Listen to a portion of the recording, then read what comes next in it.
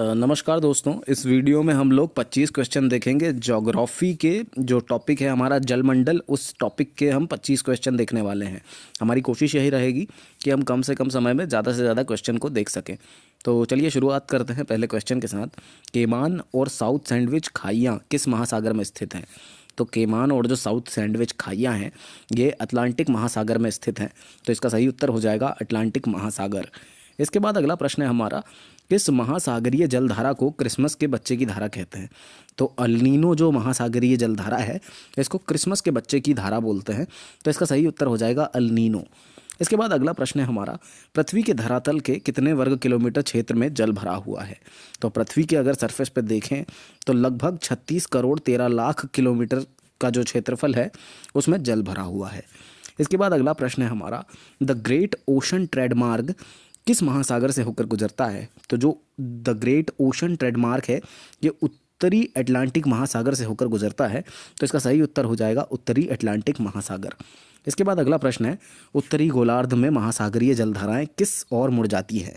तो उत्तरी गोलार्ध जो रहता है उसमें महासागरीय जलधाराएं जो होती है वो अपनी दाईं ओर मुड़ जाती हैं। तो इसका सही उत्तर हो जाएगा अपने दाईं ओर मुड़ जाती हैं।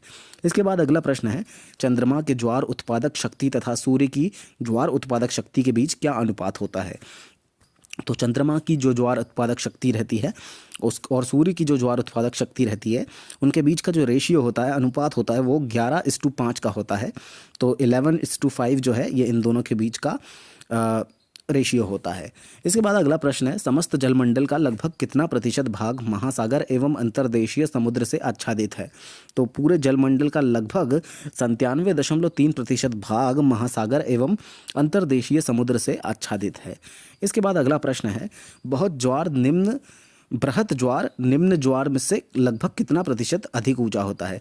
तो जो बृहत ज्वार होता है वो निचले जो ज्वार होते हैं, निम्न ज्वार जो होते हैं, उनसे लगभग 20% ऊंचा होता है, तो बृहत ज्वार कहलाता है। तो इसका सही उत्तर हो जाएगा 20%। इसके बाद अगला प्रश्न है, बरमूडा त्रिभुज किस महासागर में स्थित है? तो बरमूडा त्रिभुज जो है ये उत्तरी अटलांटिक महासागर में स्थित है। तो इसका सही उत्तर हो जाएगा उत्तरी अटलांटिक महासागर। इसके बाद अगला प्रश्न है, महासागरीय जल की सर्वाधिक लवणता कितने डिग्री अक्षांश के निकट पाई जाती है? तो महासागरीय जल जो रहता है इसकी सबसे ज़्यादा सैलिनिटी, इसमें लवणता जो है ये 35 डिग्री अक्षांश के निकट में पाई जाती है। इसके बाद अगला प्रश्न है, एक ही अक्षांश पर दैनिक ज्वार भाटा कितने समय बाद दोबारा आता है? तो एक ही अक्षांश पे जो दैनिक ज्वार भाटा होता है वो 24 घंटे 52 मिनट के बाद दोबारा आता है।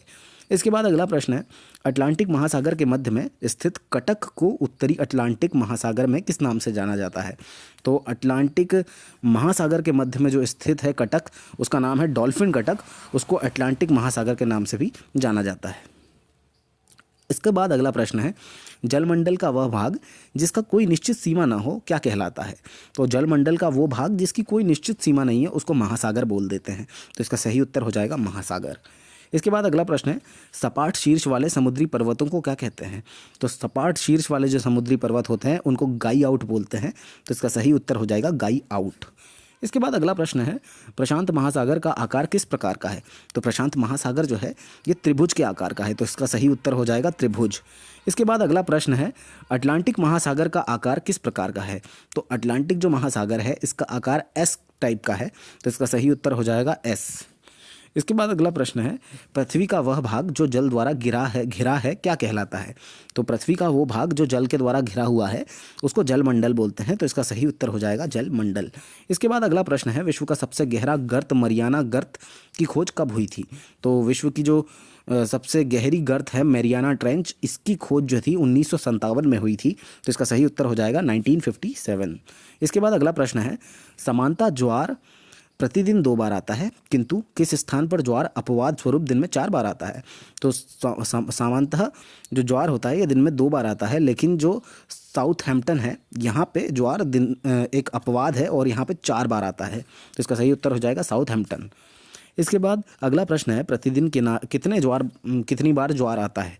तो हर दिन 2 बार ज्वार आता है। तो इसका सही उत्तर हो जाएगा 2 बार।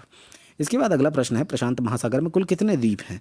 तो प्रशांत महासागर में कुल 20,000 से अधिक द्वीप हैं, तो इसका सही उत्तर हो जाएगा 20,000 से अधिक। इसके बाद अगला प्रश्न है, प्रशांत महासागर का सबसे गहरा स्थान कौन सा है? तो प्रशांत महासागर का जो सबसे गहरा स्थान है वो चैलेंजर गर्त भी है और मरियाना ट्रेंच भी है, तो दोनों जो है ये सबसे गहरा स्थान है प्रशांत महासागर में। इसके बाद अगला प्रश्न है, संपूर्ण पृथ्वी के धरातल के कितने भाग पर जलमंडल का विस्तार है? तो पूरी धरती पे अगर हम देखें तो उसके धरातल पे लगभग 3/4 जो भाग है उस पे जलमंडल का विस्तार है, तो इसका सही उत्तर हो जाएगा 3/4 यानी 3/4। इसके बाद अगला प्रश्न है, महासागरीय जल के तापमान का वास्तविक स्रोत क्या है? तो महासागर के जो जल है उसके तापमान का जो वास्तविक स्रोत है वो सूर्य है, क्योंकि सूर्य से ही वो तपता है, तो इसका सही उत्तर हो जाएगा सूर्य। इसके बाद हमारा आखिरी प्रश्न है कि निम्न ज्वार कब उत्पन्न होता है? तो निम्न ज्वार जो रहता है ये प्रत्येक पक्ष की अष्टमी को उत्पन्न होता है, तो इसका सही उत्तर हो जाएगा प्रत्येक पक्ष की अष्टमी को निम्न ज्वार उत्पन्न होता है।